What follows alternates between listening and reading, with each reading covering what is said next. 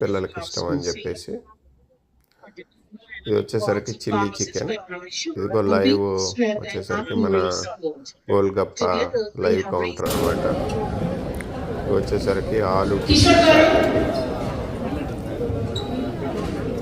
ఇదిగో ఆలు టిక్కీ చాట్. దాంట్లో సమోసా ఉంది, ఆలు టిక్కీ రెండు ఉన్నాయండి. సమోసాలో కొంచెం ఇది సోంపు కూడా వేసారండి. సోంపు నచ్చని వాళ్ళకి బాగుంటుందండి. ఇదిగో ఇలా మేము పానీపూరి ఇలా ఎంజాయ్ చేసాము. అయ్యండి గోల్గప్పాస్ ఇలా ఎంజాయ్ చేసాము అనమాట.